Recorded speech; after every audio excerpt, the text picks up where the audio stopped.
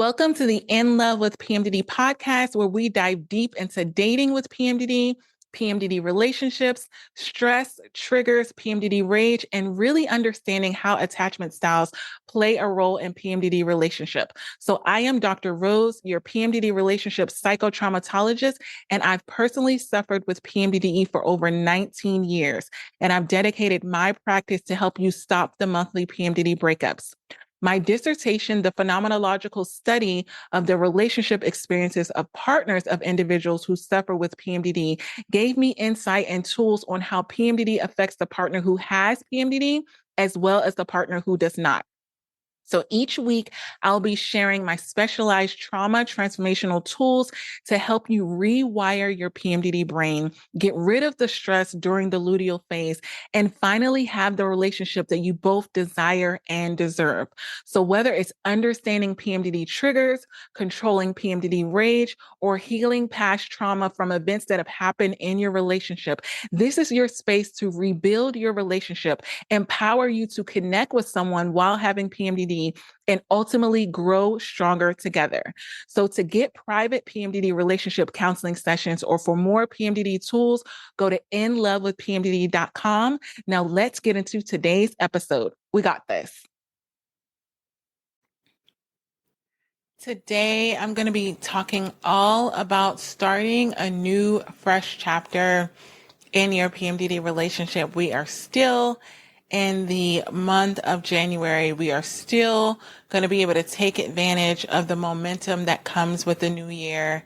And I really just wanted to talk about what it looks like to start something new in your PMDD journey with your PMDD relationship, because I remember being in that place where I was feeling like everything in my life, in my PMDD journey, and every single month was looking the same.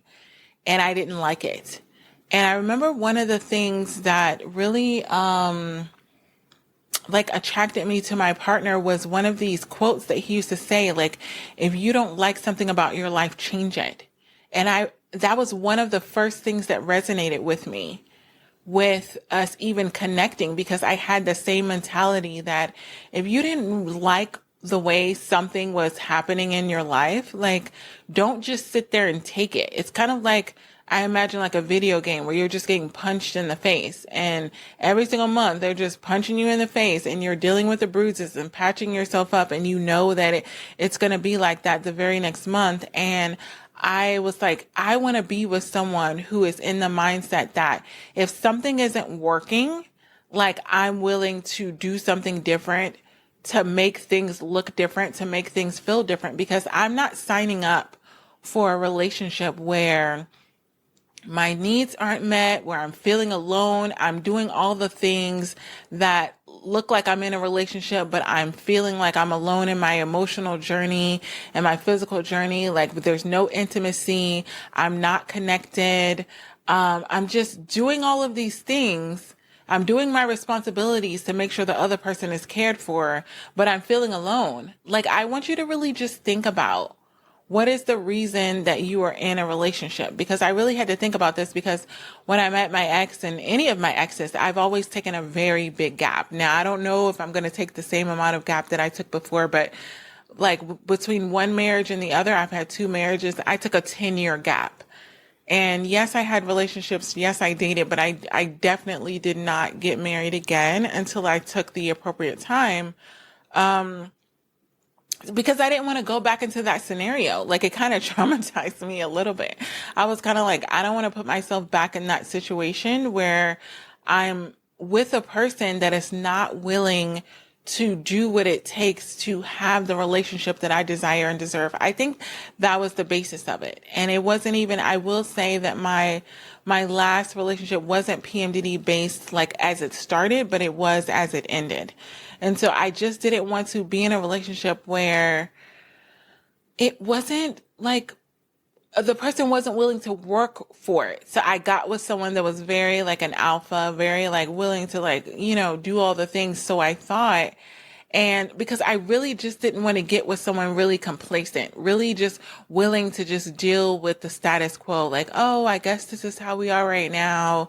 I guess this is what our relationship looks like. Like, I wanted someone that kind of like was like, wait a minute, if I'm uncomfortable, I'm willing to do what it takes to get to the place where we're comfortable again. Like that was the thing that attracted me to my ex the most. And I I wasn't even coming on this episode to talk about how attractive my ex was, but I mean that's where we went. But yeah, I remember because that's what led me, and I was like, oh my gosh, there's someone.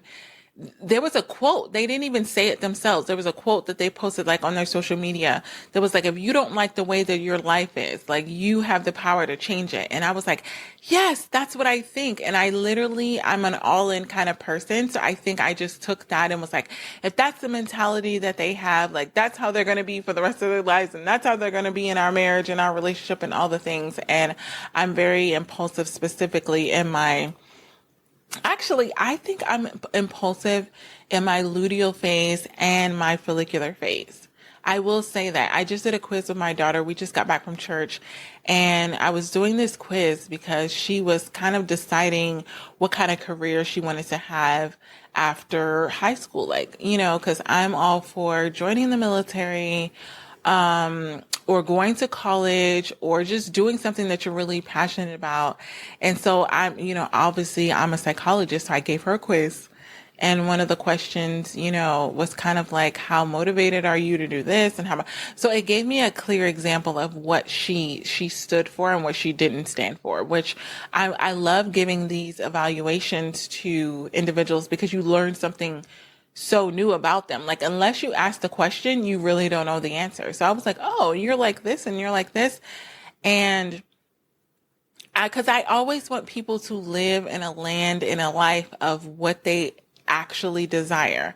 I feel like a lot of things in life kind of cloud it, specifically PMDD. It clouds what you originally wanted to do. Like you were like, oh, I originally was passionate about this, but because I have PMDD, I can't do it. And so I have a lot of, PMDD, coaches and practitioners that I communicate with all the time. And I'm like, whatever your passion is, like continue to do that. And so I remember just talking to my daughter to just find out what her passion was, find out what she genuinely wanted to do, because she was kind of like, I feel like you're just going to tell me what to do and I'm just going to do it. Cause she said, like, I'm a people pleaser and blah, blah. Like, she's very self-aware. She doesn't know the gifts that she has. And like, we're going to have that conversation, but she doesn't know the gifts that she has. She thinks that they're just like everyone has them. And I'm like, girl, you are so self-aware. You are so empathetic. You are so in tune with people's emotions. And that's a gift. I think she thinks everyone has it. And so she's just like, oh, this is all I have. But anyway, I remember just being in that place of just like, thinking to myself when I was going through things in my PMDD relationship, like, it's always going to be like this. It's always going to be like this. And then one day I just woke up and I was like, no, because of the original way that I got with my PMDD partner, and this is very like weird, but the way that we started is the way that we ended. And what I will say is, when the comment that he had on his social media when we first met, exchange social media, and he said, or he didn't say, whatever quote he posted said, if you don't like the way that your life is, do something to change it. That's what caused me to even do the breakup. Like, that's crazy to me because I was so invested in how it began because I had the buy-in for that, because I don't believe in staying in suffering. That's why even my business with trauma, I counsel individuals who've gone through PTSD, childhood trauma, all of these things. And I never feel like I want you to feel stuck. So I'm telling you, I know how your journey has started. I know where you are. Do not commit to staying in that place.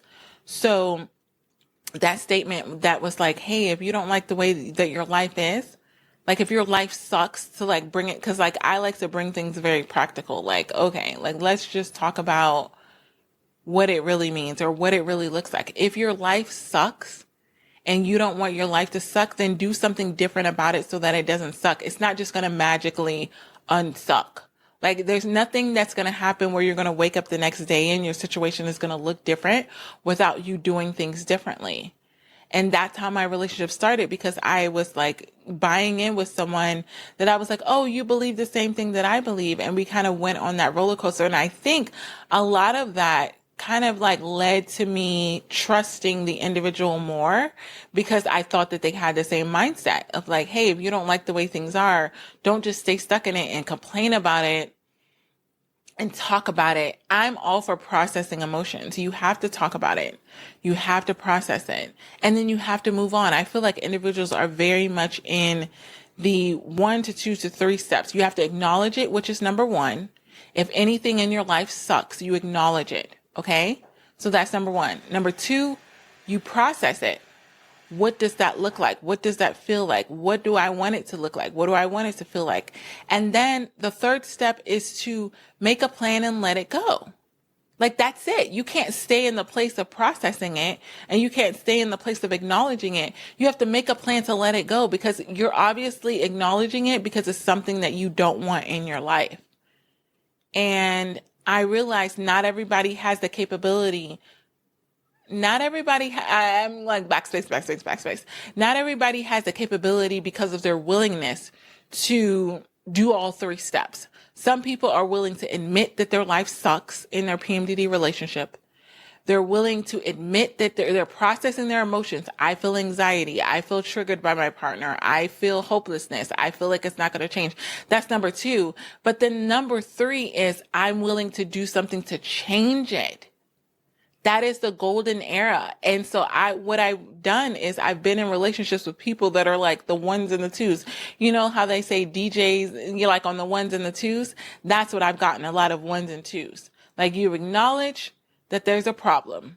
You process, yeah, this is how the problem made me feel. And then when it comes to number 3, which is let's do something different about it so that we can have a different experience and result, that's not always been there.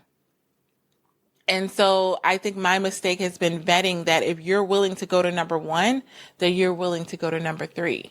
And that's not the process. So I want you to just ask yourself, because I'm going to do these and like very action based. Ask yourself, are you in a place where you're not satisfied with something in your PMDD relationship? Are you in that place? Is there something in your PMDD relationship, in your relationship with your partner, that you're just not happy with, and that you've just tried to ignore, and you try to pretend that it's not there, and you try to I've even gone to the point of pretending that I was okay with the dysfunction. And when you pretend that you're okay with the dysfunction, the core of who you are is looking at you. Like, imagine you trying to give a speech and there's someone looking at you giving the side eye like, chicken nugget, you don't mean any of this. And the reason, for those of you, because I use the phrase chicken nugget because I don't curse on my podcast. I make it a clean podcast because I have individuals as young as 13 that experience premenstrual dysphoric disorder, PMDD, and I don't want them to block our podcast. And so I even use that with my daughter. My daughter doesn't curse. She's a teenager. She's 15 years old. She doesn't curse. Her language is chicken nugget, 40 days and 40 nights. Like, I have a lot of phrases that I've used since she was younger that have replaced using profanity, because I feel like people, like, you don't have to use profanity. Like, I get it. Like, there was even a meditation that was like the F it meditation. So I get where profanity is an outlet for people, but I don't use it on my podcast because I don't want my podcast to be banned. I want it to be available for even those that are young and dealing with PMDD. And so if I say things on here that you're just like, did she just say chicken nugget? I actually had a coworker on the other realm of what I do. I have like 75 jobs, but I said something to them. I was like, yeah, like, you were late on your process that you submitted to me. Like, you were late on your product, chicken nugget. And they were like, what did you say to me? And I was like, you were late on your product? They were like, no, what did you say after that? I was like, chicken nugget. And they were like, oh my gosh, did you just call me a chicken nugget? I'm like, first of all, you don't even know what that means. And second of all, I called you that because I don't curse. Like, I genuinely don't curse. And when I do, it doesn't even sound like it's right. And he was like, I literally feel like you calling me a chicken nugget is more offensive than you calling me a piece of you know what. And I was just like, what? But I'm telling you that because I'm I feel like it's coming out. It's coming out on the podcast. So I don't want you to feel like there was like a glitch in the system.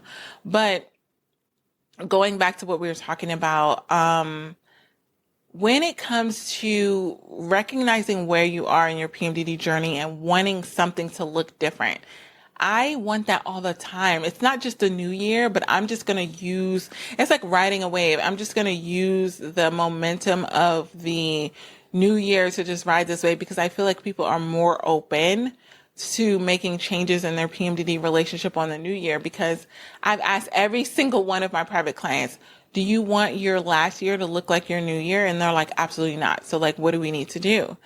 And I just want to say that when you want something to look new, to feel new, not even just look new, because you may not even be cared about what other people are thinking, but you want things to feel new in your PMDD relationship, you can't do the same things. You just can't. Like when I ended my chapter as being a PMDD partner, and I've talked about this where I've said that moving forward, I just want a PMDD companion. I do want to preface and say that that doesn't mean that I never want to have a PMDD partner again, but I want to take the appropriate steps. And what I recognize from hiring my dating coach, investing in my dating coach, is I need to have a companion before I have a partner. And what that means is we need to be on, like, not in the friend zone, but I need to know who you are. Before I say that you're my partner, I need to know who you are in 4 seasons, which I got from my pastor. You need to see what people look like in 4 seasons of their life. And it doesn't mean winter, spring, summer, fall, but like when they're up, when they're down. And I tend to choose people when they're up.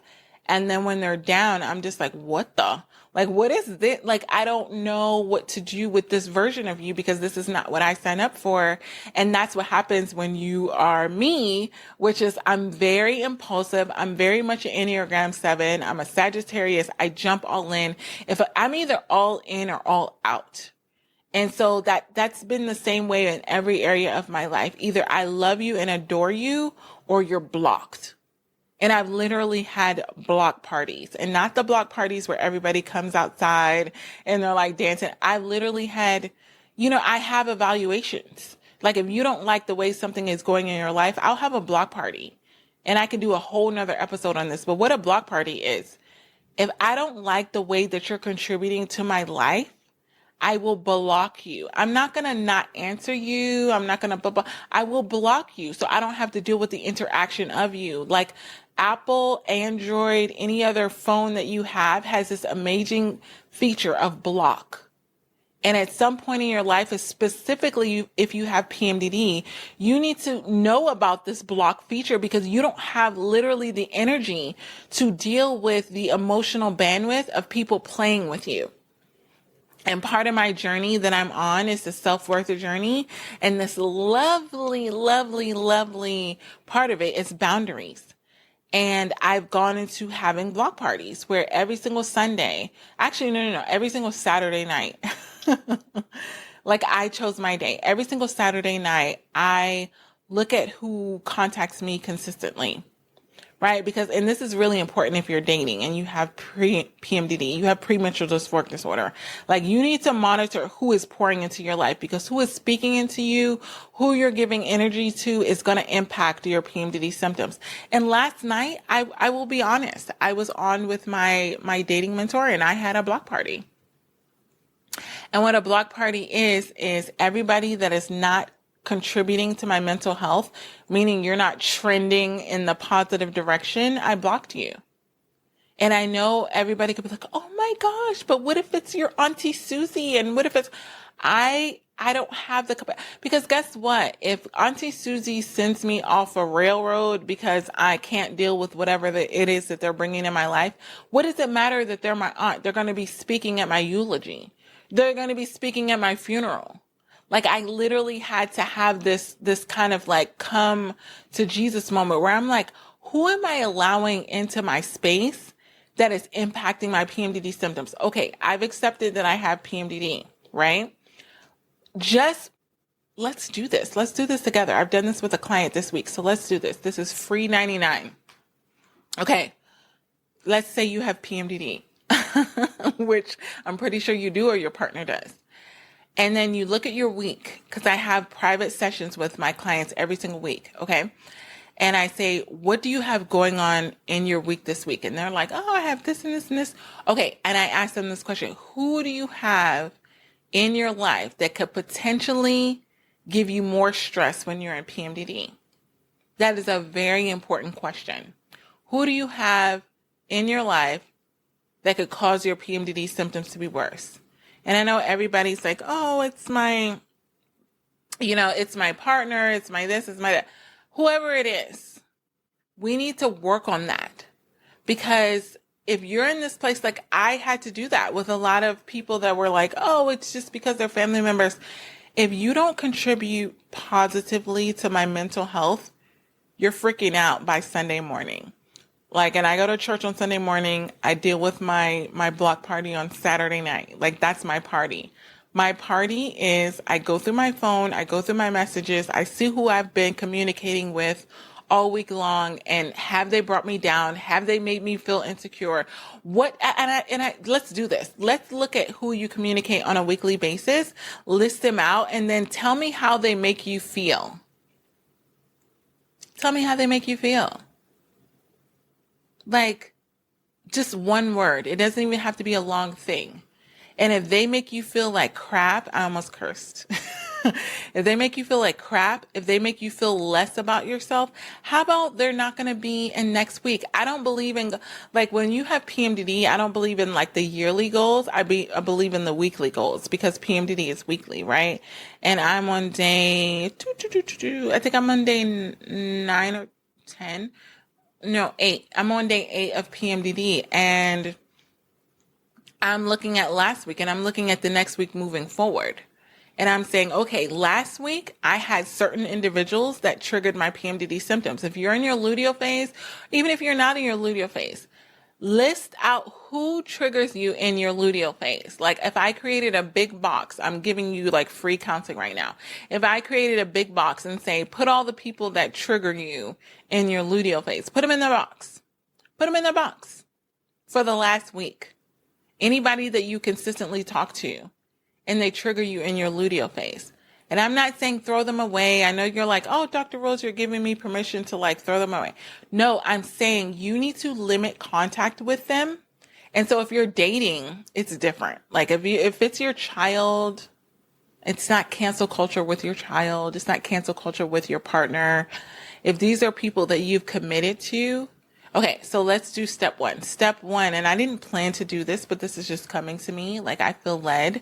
So if this is, okay, so let's list out people that make you feel negatively in your luteal phase. And I'm pause right there. You can feel free to pause the podcast if you need to, because I want you to be working on this. I want me to be providing value to you. So who makes you feel like crap in your luteal phase? That's the easiest way I tell my private clients to think about it. Okay, so after you got those names listed, who can you limit and who is like a non-negotiable, right? Non-negotiable are kids, husband, partner, all of the things. Limit is like friends, blah, blah, blah. If these are people, like if you're dating and you're in the left-hand side where you're like, you triggered me in PMDD, I have 2 steps for you. Number 1, I want you to investigate it. Is it you because you're in your luteal phase and you're in PMDD, or is it the person? Because there's a difference. Because I've had people that are amazing that have triggered me in PMDD. I've had people that are amazing, but just because I was in PMDD, I was in my luteal phase, they triggered me. I'm so glad that I didn't throw them away, because when I was in my follicular phase, we had no issue. Right? So you don't want to throw away people or partners when you're in your luteal phase because you are suffering in PMDD. You want to really analyze that. So like, I'm making you into a scientist. Like, you need to analyze who you need to limit contact with. And for some people, you just need to limit contact with during your luteal phase. Like, if it's not your partner, if it's not your kid, I would say those are the 2 that I'm like, do not limit contact with: your partner and your kids. Your partner and your kids. Not your mom, not your dad, not your uncle, not your aunt, not your uncle. Like, we can go into a whole scenario. No, your priority as an adult. And I just want I want to remind you, you are a fully functioning adult. You have the choice of who gets access to your bomb, amazing energy. And for those of you who don't know what bomb is, it's amazing. Your amazing energy, regardless of what PMDD has tried to tell you, should not be just like, oh, I'm just giving it out to everybody. Everybody has access to me. That was me. That's why I'm saying don't do that, because then you get depleted for the people that mean the most. I'm giving myself out to all of these people. And I will say that when I've been in those moments of giving myself away to a lot of people that didn't deserve me, it's because I wasn't getting a lot of validation and safety and security within my primary relationships. So if your partner is not making you feel safe, secure, taken care of, all of those things, validated, connected, then you'll start to search for that outwardly. And I did that. I was like, oh, my partner's not telling me I'm amazing, but some other shmomo is telling me I'm amazing. Like, that's a problem, because now you're going to lean into the people that are telling you that you're amazing. And so when it comes to, let's circle back. So hopefully you did those exercises, but let's circle back to when you want to close a chapter in your PMDD relationship. Like, you're like, we've gone through, and it doesn't mean closing the relationship. It means closing an aspect of your relationship that you've been fighting in again and again and again. And it's like, listen, we've been fighting with a blended family. We've been fighting with who does the chores. We've been fighting with, you cheated on me and now I decided to be with you again, but now you're giving me sketch vibes. Like, I'm feeling like you're doing it again. Like, whatever chapter that you're just like, I just don't want to deal with this again. Like, I'm done. I'm done.com.org.edu. Like, I'm done. And if you're in that place where you're like, I don't want to continue to deal with this, the first step, and I'm going to give you the steps right now. So let's go. If you're taking notes, I hope you are. You have to acknowledge it. Acknowledge the traumatic experience that it is. Validating the pain during this time in your life, not with bitterness, not with resentment, not with like feeling like, oh, I wish this never happened. No, you're literally saying this mantra that I said when I'm going to give you like the blueprint of what I did. When I acknowledged that it was the end of my marriage, the end of my PMDD relationship, I was like, you know what? This is it. And it happened November of like, I don't know when. I mean, I know when this podcast is going to be released in 2025, January, but like whenever you're listening to this for 20, 30, 40 years, 10, 15, whatever years down the line, I want you to just like, the year doesn't matter. I don't want you to think that the year matters, but I said to myself this mantra: I acknowledge my emotions in this state, and I give myself permission to heal. What I was doing as I was suffering was like acknowledging that I had a lot of crap to deal with at the end of my relationship. When I say I acknowledge my emotions, I had frustration, I had anger, I had bitterness, I had resentment, I had unforgiveness, I had regret, I had disappointment. I named out all of the emotions that I had, and there were a lot of them, like a basket of them, like a bucket of them, like a laundry basket of them. And I said, and I give myself permission to heal. And I will say that the way I healed with all of those different emotions were completely different. So if you're going through some traumatic experience right now, what I will say, list out the emotions that you're feeling, because you're going to need different healing for every single emotion. The things that I've done in my healing journey over this past year have been completely different based off of the emotion that it was. Like when I had a disappointment with the self-worth that I had, the self-love that was like in the toilet, in the garbage, like in the trash, I had to get people to help me with each aspect of the emotion that was causing me to suffer. That's how I chose, like, when you know how people say, like, what's your first step? I had to acknowledge, okay, what are the emotions that are causing me suffering? Okay, it's all of these things. Well, I need to rebuild all of that. I took personal responsibility for every single emotion that I had in the breakup. I took personal responsibility. It's not my partner's responsibility. Like, there's no like insurance plan. Like, hey, after you get out of this relationship, you can like redeem you. No, it was my responsibility because I had one choice. I could decide to be bitter and resentful and unforgiving, or I could decide to rebuild myself and make it better. And that's what I chose. And the next thing was I was accepting what I could not change, what I could not control. And the biggest thing of that was I can't change my partner that I had before. I can't change their perception of me. I can't change everyone else's perception of me. Like when I was closing that chapter, I remember one of the things that almost stopped me from doing it was because I was like, what are they going to think about me? And what I meant by they, I meant the people that we loved and cared for, had invested time with, mutual friends, which I all lost. I lost all of our couple friends. Don't cry. Don't cry. Like, and I'm not saying don't cry because you shouldn't cry, but I'm saying don't cry for me because I won't be able to continue this podcast. But I literally lost every mutual couple friend that we had in our relationship during the breakup. I lost it. It was gone. And I knew that. I knew that where the loyalty lied. I'm very self-aware. I'm a doctor. Like, I've done the things. So I knew that when it came to the breakup, whose side everybody was going to go on. I knew who wasn't going to check on me. I knew who thought I was going to be okay. Like, everybody always thinks I'm okay. Like, I have a thing about me. I have an air about me. And my best friend Malika has it too. Oh my God, I said her name. I hope she doesn't mind. Whatever. But we have this personality where nobody checks on us. Like, we're the people, we're like, they'll be fine. They're super positive. Like, blah, blah, blah. Check on me. Like, check on me.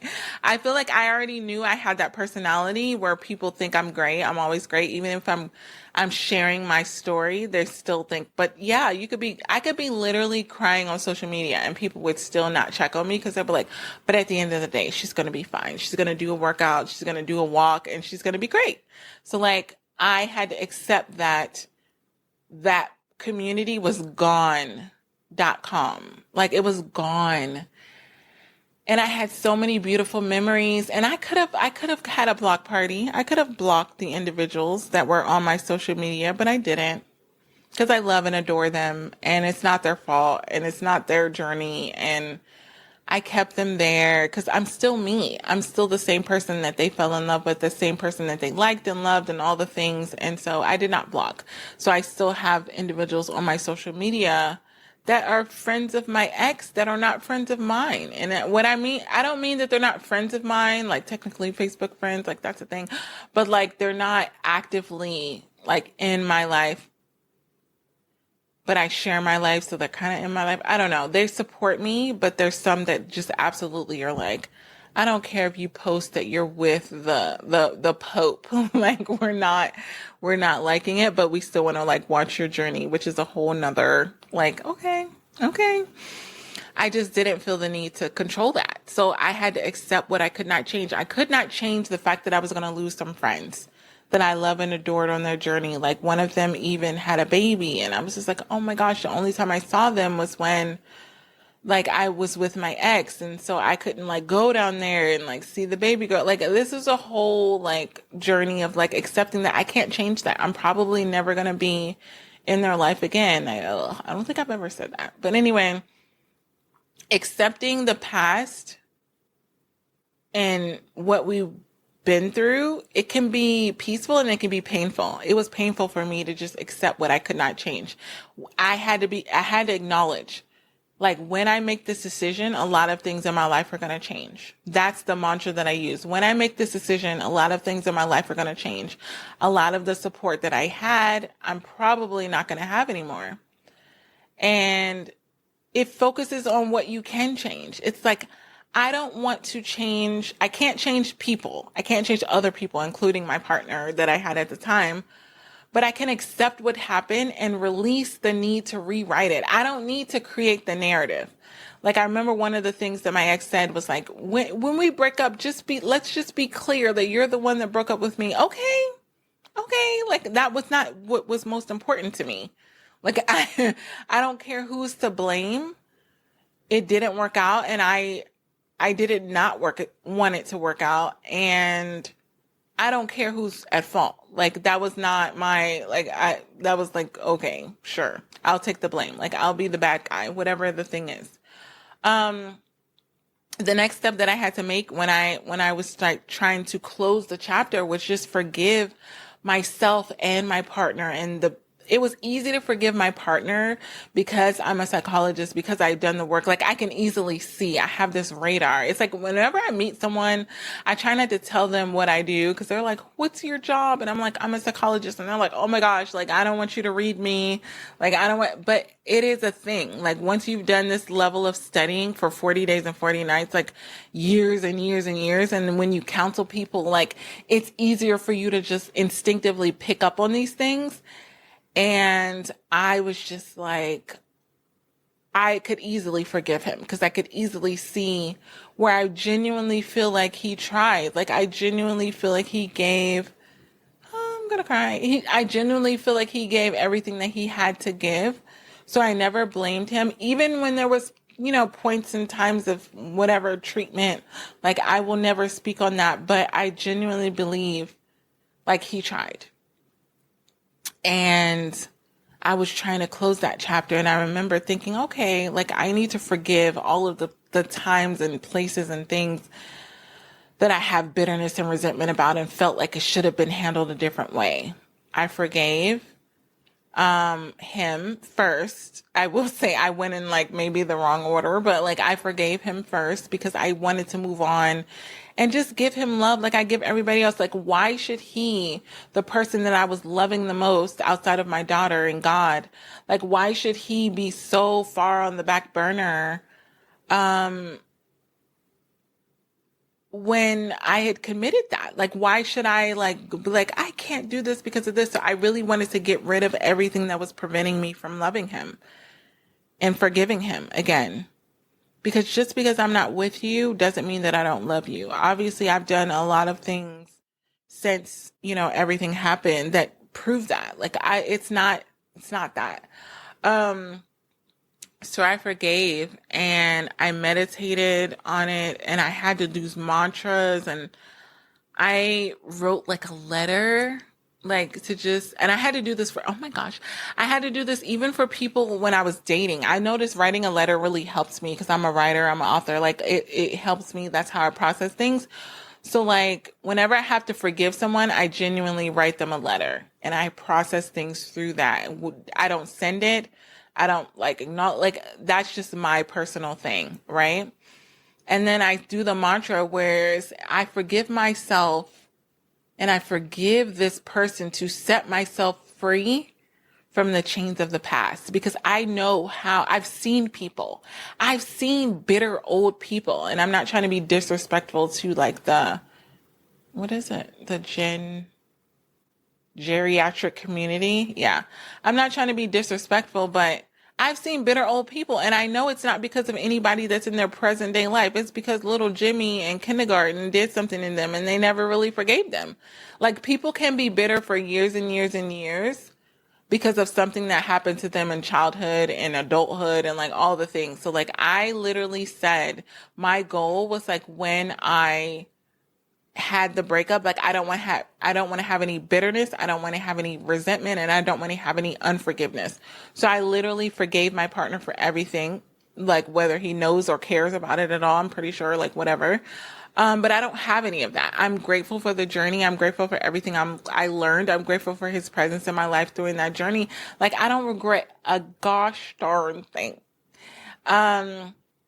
And the next thing I had to do when I was trying to close that chapter is just establish emotional and physical boundaries. So there's two separate ways of doing that. I had to set boundaries, and that was the hardest thing for me. And I think I talked about that on a previous episode, because I like to be very inclusive. I like to be a service to everyone. My business coach says it's a detriment to my business. Like, she's like, you want to just serve everyone? And I'm like, yes, because I don't want anybody to be outside of my door, and I have gifts and talents that can help them, and they're just not accessible to them. But I ended up being the person that got ran over. I ended up being the person that got disrespected. I ended up being the person that just was like on the back burner where, again, nobody checked on me. Nobody asked about me. And I'm not saying that you have the responsibility to, but knowing that you don't have the responsibility to, I have the responsibility to for myself. And so I had to communicate limits for communication, for behavior, and for space. So for communication, if you're being toxic to me, if you're being abusive to me, like I have if you're being inconsistent with me, if any means of your communication is causing me suffering, I have the power and ability to cut it off or to limit it. Like there's two categories in my life right now. And I've done the Sunday block party where I'm either limiting my communication with you. If you're like a family member that I would genuinely want to check on, but you're super toxic, like I have limited and I have eliminated. And I've had to do this in a very bold way because people are just like, they're not understanding that like, if you don't treat me well, if you don't respect me, then why would I let you pour into me? I know how powerful words are. And if I let you and your janky self speak into my life with negativity, it's kind of like, it's easier for me to set boundaries when I think about my daughter. It's like, would I let someone that was going to make her feel bad enter into her life and speak negative about her? Like it's very easy for me to do that because I'm like, no, I would absolutely protect her. Okay, so then why not you when you're the one protecting her? Like, look at the hierarchy. You would set these boundaries for her, which I have, but I wasn't setting them for me. I was letting anybody come in. It's like, come one, come all. Like, no, it's not like that anymore. So I'll either limit communication with you if you're toxic or I'll eliminate it. And I had that block party and like I told you earlier, it was so hard, but like, I'm hoping that as I go forward with this part about closing a chapter that it gets easier because that was really, really hard for me because in my mind, I'm like imagining how they feel, how they think when they're texting me. And there's like, I know when you're blocked, like there's no, like you don't get a message just like this person blocked you. But I'm just like thinking like they're going to keep trying because they're persistent. And the next thing is establishing boundaries for behavior. I will not, and I almost clap, but I think it's going to create like this thing for the mic. I will not let anyone yell at me ever again. I don't know what in Bob's green earth made me feel like I could grow up in a traumatic environment where someone yelled at me, my adopted dad yelled at me, berated me, said nasty, horrible things about me that were not true. I could get it if they were true. They were not. They were a projection. But I ended up getting into relationships that did the same thing. And I was like, why? It's kind of like if you go on a roller coaster and it gives you a headache and it makes you crap your pants, almost cursed again, and you go through this horrible experience and then you get right back in line to like get on the same roller coaster. Like, what is wrong with you? And I had to say that to myself. I was like, Rose, why would you get into another relationship with a behavior trait that literally is traumatic to you? Like every single time I was dealing with one of my exes yelling at me, I went right back to childhood. And this is how you can get in relationships where you're dealing with a lot of traumatic experiences where it's like, I thought I healed from this. Yeah. And then you put yourself back in the same situation that you were in before, chicken nugget. Like you did heal from it and now you're going to have to heal from this. And that's on you. And that was on me because I put myself right back in the same situation that I had healed from and thought that I was going to be miraculously okay with someone yelling at me. Never, never, never. I literally have to see. And that's why I said I'm committing to being with a companion versus a partner because I need to be a companion for like 40 days and 40 nights. I need to see you. And I've never done this. I've never dated someone for 2 years without getting married. Like if I'm dating you for 2 years, that would be a sign of you might as well spit in my face. Like I see all these dating shows like The Ultimatum when they've been with each other for like 5 years and 6 years and they're not married. I'm like, I would have been gone with the wind. Like I literally told my ex I wouldn't be with someone past a certain time without getting married, and he went and bought the ring. Like that was one of my strong boundaries. I'm like, I'm not about to commit my life to you and all these things, and you're just gonna string me along. Like, no, like Pinocchio. Like, absolutely not. Like, absolutely not. Like, time is one of your most precious assets. You cannot get your time back. You can get money back. You can't get your time back. And guess what's going by with my time? My time with my daughter. So if you think that I'm going to waste that crap on someone that is stringing me along, that's why ghosting hurts me for 5.2 seconds. That's why inconsistency hurts me for 5.2 seconds. Cause like once I get your MO, I'm like, oh, this is what you're going to do. Okay. It's time to have a block party. Cause I'll deal with something for a small amount of time until I'm not. And that's the thing that I feel like people don't understand about me, because I'm so nice. I'm so giving. I'm so open until I'm not. When I tell you that you're not going to hear from me again, and I don't have to tell you, you don't hear from me again, but like, when I block, I block. And that's why I try to I try to not do it, because I'm like, I know what it's going to look like. Once I finally do block you, you will never access me ever again. I might as well be in Pluto. So like when I feel like someone's about to get blocked or something, I'll give them so many chances. I'll communicate. Like I never block someone without communicating and giving them an opportunity to redeem themselves. But if they're just like, it is what it is, this is who I am, then this is who I am. Goodbye. Like goodbye. So that was the thing with behavior. If someone yells at me, like you have to have like a couple of like non-negotiables with behavior. Like you're not going to yell at me. You're not going to even look aggressive. Like, you know how you like about to jump into the double dutch? Like you're not even going to look like you're going to flinch at me, because I know me and I know my PMDD rage, and I will rock 'em, sock 'em. Not saying that I've ever hit someone, but I know that's what my body and my ego is like, oh, like that, because I'm strong. Like that's my biggest fear is that I'm gonna knock someone out. Like I'm strong, I'm able. So when you talk to me like crap and you're like, oh, you're just I'm in my mind, like you ever seen someone like black out and they have like a daydream where they're like envisioning what they would do? I've done that in PMDD where I'm just staring at the person, but in my mind I'm like, I will destroy you and your ancestors. Like you have no freaking idea how much restraint it's taking me to like just sit here and watch you. And I only get like that when someone's yelling at me. I only get like that when someone's yelling at me and coming at me aggressively. I don't get like, if you just say things or trigger me, like I don't get aggressive. But I know for me, as for me in my house, if you come at me like you're aggressive and you're like, and da da da da da, like you'll probably think that I'm completely calm, cool, and collected, but I am like imagining your massacre in my mind, and it's a scary thought. Like I see it and I'm like, whoa, whoa, whoa, like come on. Like, so I can't allow myself to be with anyone that would ever do that to me, because if for any reason, like you have to think about this big picture.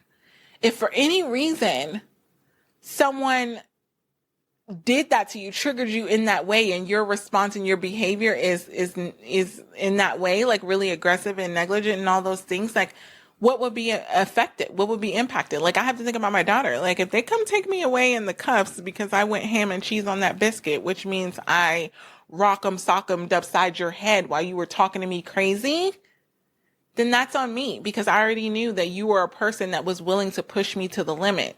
Like, not everybody will push you to the limit. You just kind of have to choose the people that you have around you. This is friends and partners.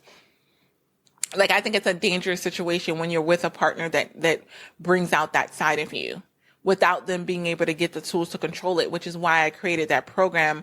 My partner has PMDD, now what? Which one of the modules specifically deals with rage. Like if you deal with getting angry with your partner because of how they're acting in PMDD, you need to get that course, because if you know that like, hey, I can't really control myself when someone is in PMDD and they're like, and you're just like, listen, hold up. Who are you talking to?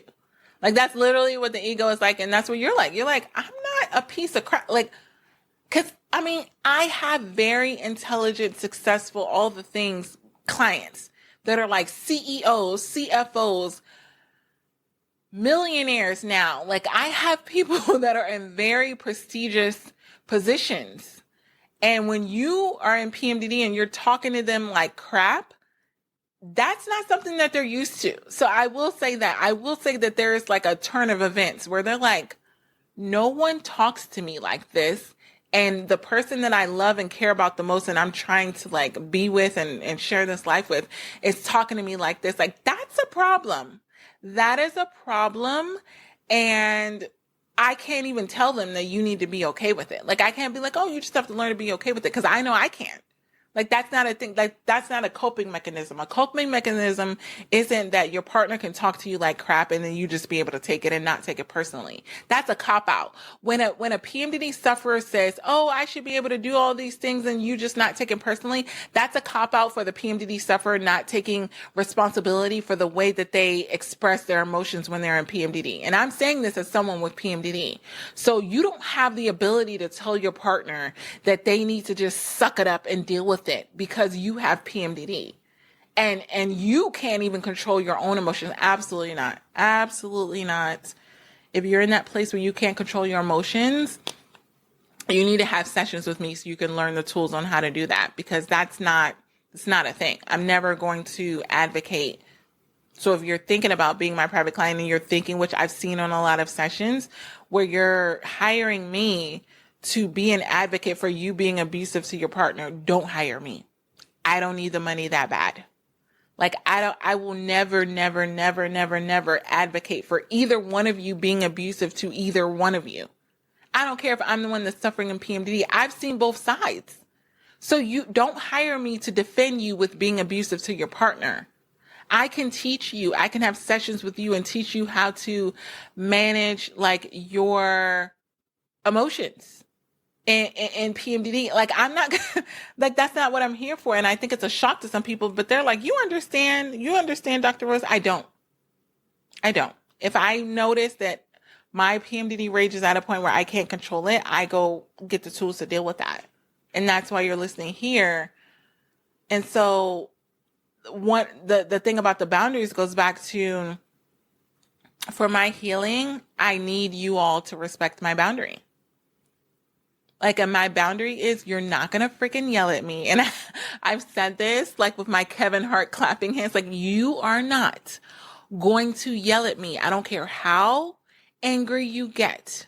I don't care how triggered you feel. Take a freaking walk, because you're not going to talk to me like that, because I don't deserve that.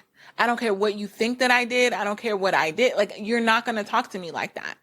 You're just not. And I'm not going to be in an environment, because I will tell you, once you accept it one time, it's a pattern. You accept it again and again and again. And I love myself enough to know what it is that I deserve. And you are not going to talk to me like that. Please and thank you. I love you. I care about you, but you're not going to talk to me like that. I remember having an ex that said that to me, and I was so freaking pissed off at him, because I was in PMDD rage. And he said to me, and I said all this stuff, and he listened. So, you know, when somebody listens and you expect that they're going to respond, and you're kind of like bracing yourself for what their response is. So I was like, this is way earlier in my journey. I was like, this is almost like 10 years ago, almost 10 years. Yeah, 10 years ago. And I went off. I went OFF. I went off. And he was like, I respect you and myself enough. Like, I'm not going to have this conversation with you. Like, I'm just not. And so when you're ready to have a conversation where you can respect me, then like, let me know. Click. I was like, hello? Like, I was mortified. No one had ever done that to me, set that boundary with me. But it's 10 years later and I'm still referring to that, because that's self-love. Like, he loved himself enough, and I knew he had it in him, because you know how, like, when people can clench their jaw, like, you see it in the movies when they clench their jaw. And so I knew, and you like ball their fit. Like, I knew he could go ham and cheese on that biscuit, and he chose not to. out of respect for me and out of respect for him, because we're going to have strong emotions. You don't have to feel bad about having strong emotions. You don't have to feel bad about having negative thoughts, negative emotions. It's just your reaction to them that does the damage. If I have a negative thought and I never talk about it with you, or I never act like it with you, it's no damage. It doesn't impact you. But if I start reacting off of that negative emotion, that's what makes the difference. And so when you want to close a chapter in your PMDD journey and your PMDD relationship, you have to have those boundaries, right? And it's not like, it's not a sense of like you're being egotistical or you're being narcissistic. You just have to have, if you don't have boundaries for your life, like that's what I learned. And that's what, I mean, it's not even things that I didn't know, but if you don't have boundaries on your life, like I don't know what to tell you, because that means you're just accepting any old type of crap. But when you decide like, hey, I have these boundaries and I want to close this chapter. Yes, we've been through, so I'm going to wrap this up. Yes, we've been through a lot of BS in the past year. You can have this conversation with your partner. Yes, we've been through a lot of crap this last year. Yes, we've been through fights and arguments and all of these things, but I don't want to go there anymore. I don't want to go there with you. I love you. I respect you enough to not repeat the same patterns. So I just want us to get into a place where we can communicate with each other with love and with respect. If nothing else, with respect. Picture yourself. This is me. Picture yourself and place your child, your dog, someone that you respect and love, and put them in the room with you. When you're thinking about how you're going to communicate with your partner, put that person in the room with you and ask yourself, would you talk to them that same way with that person in the room? And that's the easiest way. Like I can go down the list, but that's the easiest way to decide how you are going to talk to your partner. Would you talk to them in that way while you're in the room with your child? Like if you're in the room with your child and they're seeing the way that you're talking to mommy or daddy, would you still talk to them like that? For me, it's me envisioning someone else talking to my daughter like that. Like I have a daughter, which I think is a benefit because it helps me set those boundaries. But for you, it may be you have kids, you have little boys, would you set them in a room and let you hammer in on your partner? Like you don't need to be disrespecting your partner behind the scenes. Like be bold with it. Whatever you're going to say to your partner, let it be in a place where you're proud to say, this is how I'm speaking to my partner. Because you can post anything on social media and all these things and you're in PMDD and you're talking to them like crap back and forth. But this is the partner that has PMDD and the partner that doesn't. So when you get to a point where you're like, I'm tired of the toxicity of how we're speaking to one another and I want to close this chapter, the easiest way to do it is to pretend like someone that you love and respect, your child, an adult, your parents, whatever it is, that they're just sitting in the room with you. Act like they're sitting in the room with you and then decide how you want to speak to them. And that's the easiest way. And if that's something that you know that you need to work on, then go to inlovewithpmdd.com, get those counseling sessions. It'll be in the link in the show notes. I got fired up in this episode, but I did it all because I love and adore you. God loves you. I love you. Until next episode, we got this. I hope these tools help you and your PMDD partner. If you have not enrolled to get the course, My Partner Has PMDD, Now What? Then you want to make sure that you are one of the first 12 individuals that gets the course for the month of December to get that complimentary private session with me. And then after that, it'll go back to regular price without the private sessions. But what this course is going to do for you is give your partner all of the tools that they need on how to be a supportive PMDD partner. What does that look like? I always say that your partner doesn't need more information. They need more implementation. They need more transformational tools. And this is the program for you. So I'm looking forward to you getting those tools in the program. And until next episode, we got this.